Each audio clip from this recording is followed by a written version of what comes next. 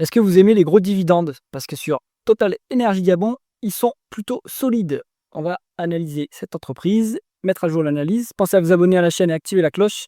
Si ce n'est pas déjà fait, on commence tout de suite avec la filiale de Total Energy qui opère au Gabon, comme son nom l'indique. Alors, le cours est quasiment au plus haut, 186 euros, plus haut depuis toujours, je pense.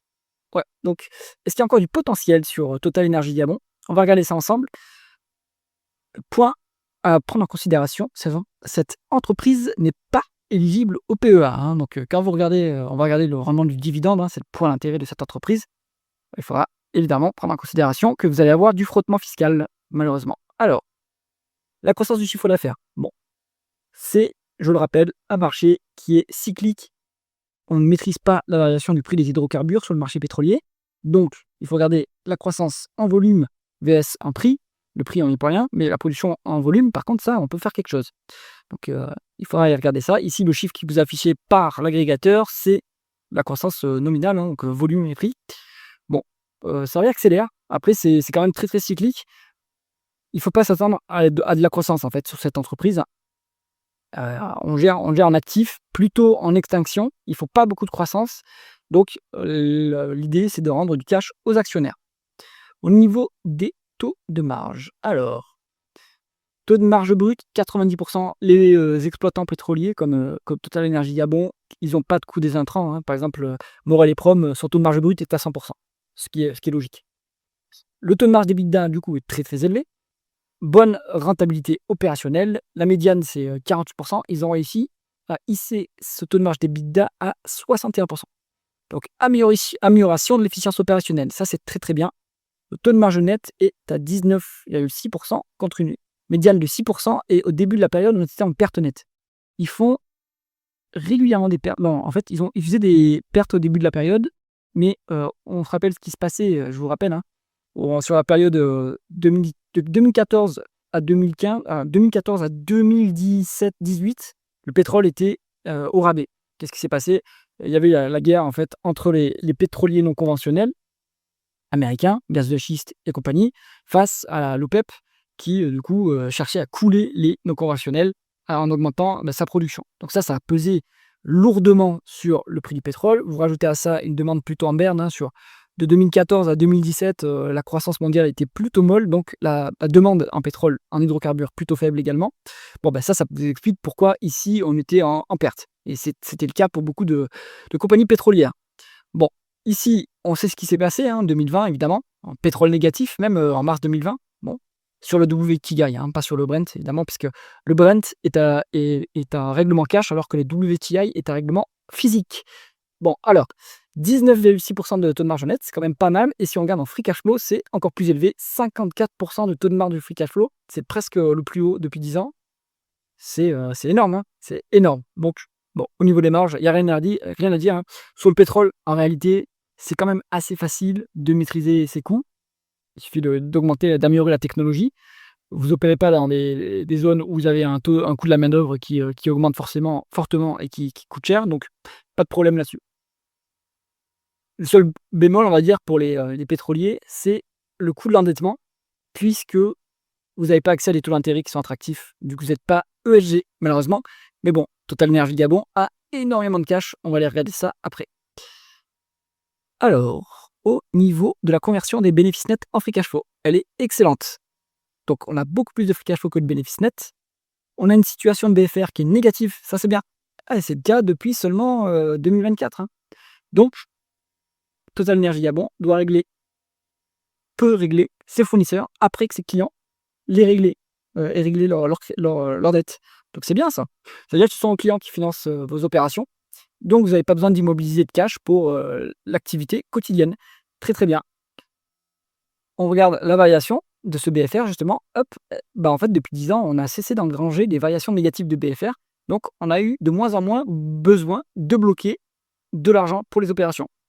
Très bien. Donc ça veut dire aussi qu'on est bien positionné dans la chaîne de valeur face aux clients et aux fournisseurs.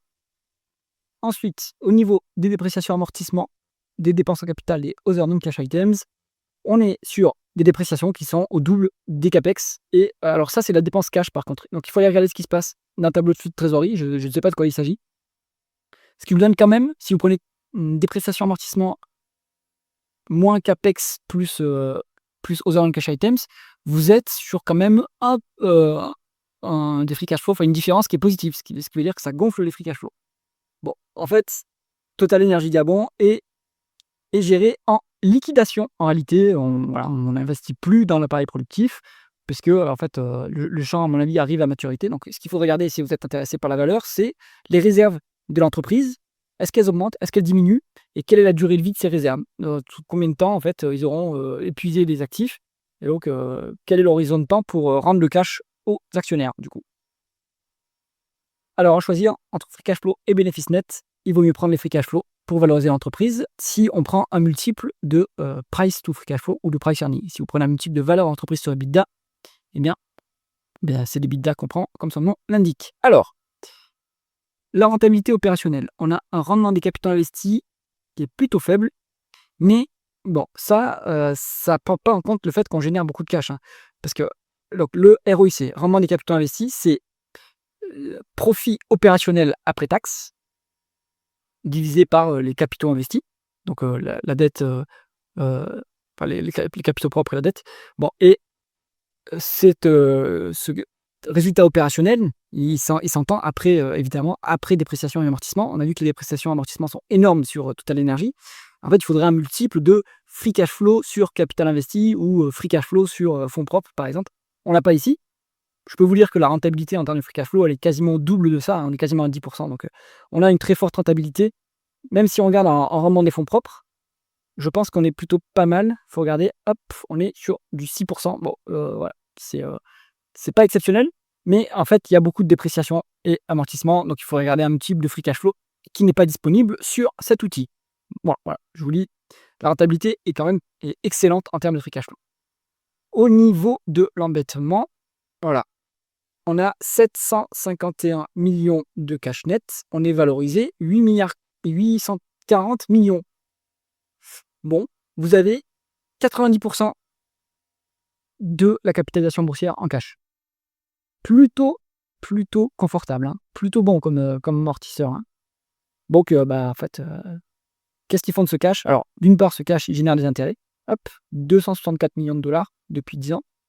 Alors, je dis une bêtise, pardon. La market cap, elle est à 840 millions d'euros et on a 751 millions de dollars trésorerie net. Donc, ça fait quand même un peu moins en euros. Ça doit faire à la louche 650 millions. Bon, vous avez quand même plus de 70%, 75% de la market cap en cash. C'est très bien quand même.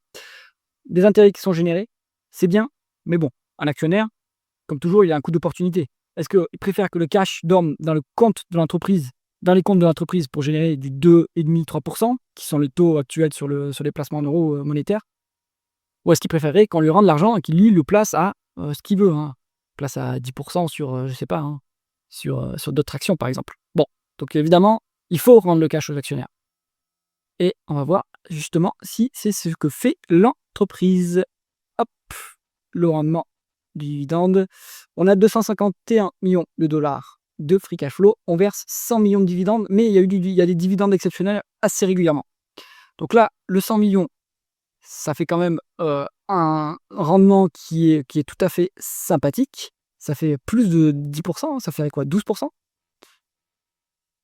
Donc c'est plutôt pas mal quand même.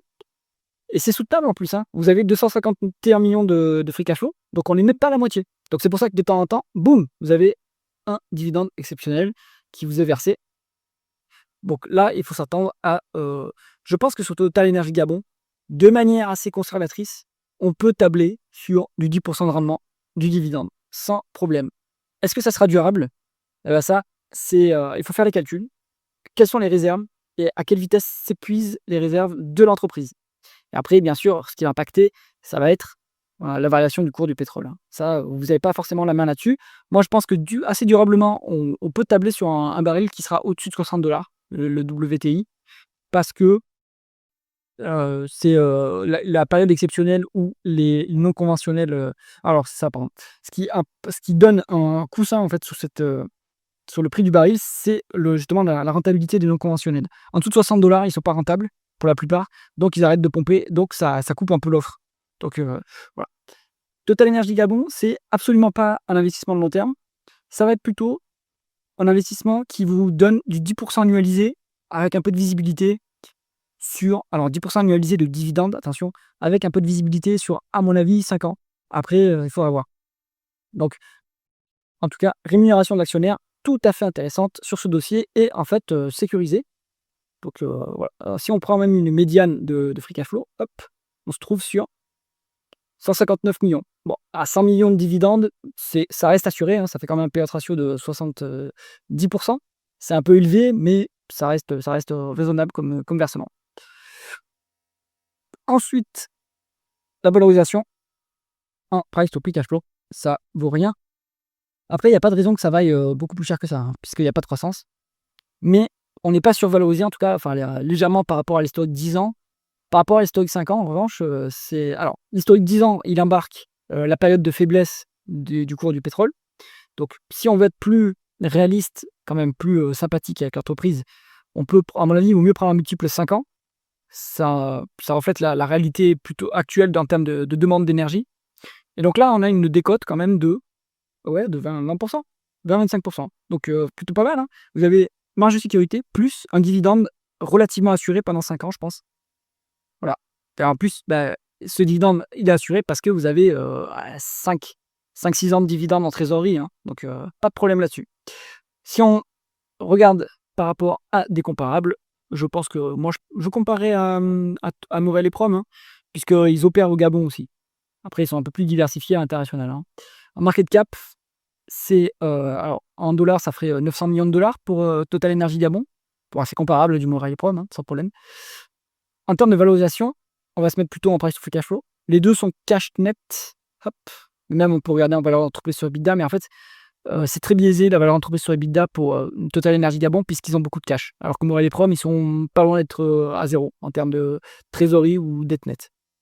Bon, donc en price to free cash flow, ouais, on voit que Morel et Prom, c'est quand même beaucoup plus valorisé que Total Energy Gabon, mais en fait, ils n'ont pas le même profil. Morel et Prom continue à faire de la croissance. C'est une junior pétrolière en croissance, alors que Total Energy Gabon, c'est plutôt une entreprise qui se gère en liquidation. Donc ça peut expliquer pourquoi le multiple est aussi faible. Maintenant, il y a quand même une énorme différence ici, hein. Donc, conclusion du dossier, Total Energy Gabon, c'est, à mon avis, très très intéressant pour un entier.